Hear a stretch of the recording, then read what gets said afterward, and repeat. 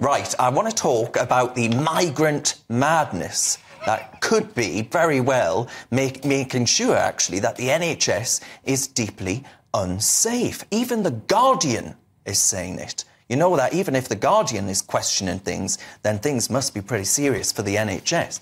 Because people have been actually coming forward, openly tweeting, using X to display their disregard for rules and regulations when it comes to having the right qualifications to ensure safeguarding and all the rest of it. So this tweet here says, this is true, and it's talking about, I didn't realise African kids were working out here doing their parents' university work. No wonder so many nurses seem mad. They're not qualified. Now, she says, this is true. This is why I don't care. I make it clear I don't want to be treated by them in hospital. I mean, you know, that's a pretty serious allegation in and of itself. And these tweets, there are more of them, all over Twitter, making clear, and I think The Guardian highlighted Nigeria in particular, but this hashtag Free Palestine account, there's The Guardian report, NHS nurses being investigated for industrial-scale qualifications fraud, and well, as I said there... So who's not checking the authenticity? No, they are checking them. In this Guardian report, they actually argued that the qualification section is being completed by proxy. So it's being completed, you know, it isn't the individual that's coming over here. I did a story in yesteryear at my time on newspapers of people who can buy dissertations online, university dissertations. So someone will write it for you for, like, I don't know, a couple of grand, and you'll submit them to the university. And most of the time they pass. Right, we had one more tweet. I just want to show you the extent to which this was all over Twitter. And so Audrey says, I could tell you all about the septic shock. I mean, good God, just saying. And the quote tweet there, I didn't realise African kids were actually out there doing their parents' uni work. That's the one that we had before. I mean, honestly, there are loads of these. There are a whole collection, that Free Palestine one. People in the quote tweets are bare surprised. When you spend time in hospital, you'll see the frauds left, right and centre. And bare surprised means very surprised for people that don't know London slang. Look, I am absolutely shocked to read about this story. Why would you tweet it? Well, why would you tweet it, first of all? And one of the tweets referenced septic shock. I actually had septic shock. I nearly died not too far away from here, just at the hospital, St Mary's Hospital across the canal. And to think that nowadays we are not checking people's qualifications properly, and actually people are faking their qualifications in order to game the system to get a job in our cherished NHS, I think that is shocking. Look, we do have a nursing shortage in this country.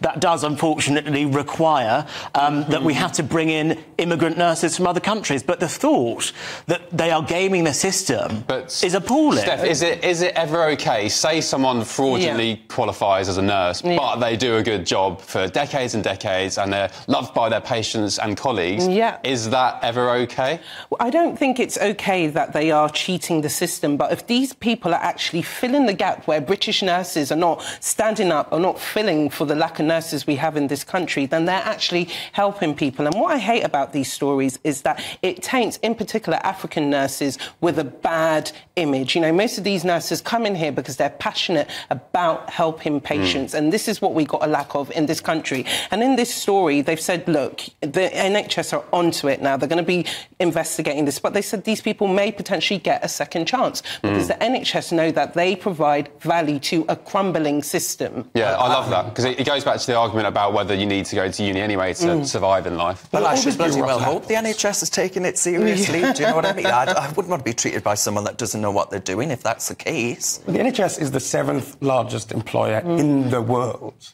not just the largest in the UK, right? So it's 1.2 million people who work in the NHS. Now, there'll always be rotten apples, but this is a drop in the ocean compared to the amazing work that most of the employees of the NHS. Yeah, but it's, even if there's one, it's quite a big deal, because that could mean life or death, you know? I mean, and actually, I would argue that this means we ought to get serious about homegrown talent and actually ensuring that people in this... I don't think you should pay for a degree to become a nurse or a doctor. And in fact, going back to what Ben Leo just said, maybe it's not... I don't need to say your full name now, do I? There's only one Ben here tonight. I don't actually... I think it's probably unnecessary. You know, back in the day, we all managed to survive with nurses that didn't have more degrees than goodness only knows what. Steve Jobs, did he have a degree? I don't think he did. Richard Branson never went to uni. A whole host of people. It strikes me as wrong, but I do think we need a laser-like focus on actually homegrown recruitment and ensuring that there are incentives here, and we're not just sending people off to Australia, for example. Well, it goes to show how passionate you are. If you want to become a qualified nurse, I'm sure there's people out there who will scrimp and save to make sure that they do get that qualification. I know it's hard times, but if you want it bad enough, you'll go hard for it. I also think when it comes to getting nurses and doctors from abroad, I think there's something inherently cruel about rich Western economies relying on poorer countries to get their healthcare workers, when actually Nigeria needs nurses more than Britain does. Ghana needs nurses more than Britain does. So does the Philippines. And yet we're taking all of the best talent and bringing it here. So there is actually, I think, a progressive and fair case for bringing down immigration, because it's not right that this brain drain is happening. I mean, Kai, that's never going to happen under your party, is it? Mass migration is... Well, Tony Blair loved it. Was he a Conservative? Couldn't have enough of it. Tony Blair opened the taps and said, more, more, more. And it's hardly changed in 13, 14 years of Tory government. I agree. Why are we still talking about things that happened 2 decades ago? I mean, well, because you're coming back. It's the worst comeback since I don't know what. and the proof will be in the pudding. Success of the Well, I was going to say I look forward to eating it, but I certainly don't. But do we have a problem then? Do you think actually migration is putting the country at risk? No, I don't. I think migration in some sectors it is, but in some sectors like the NHS is actually helping it. Well, I mean, not if you have someone that doesn't know what... But hang on, this is a genuine question. Why can't we get British nurses?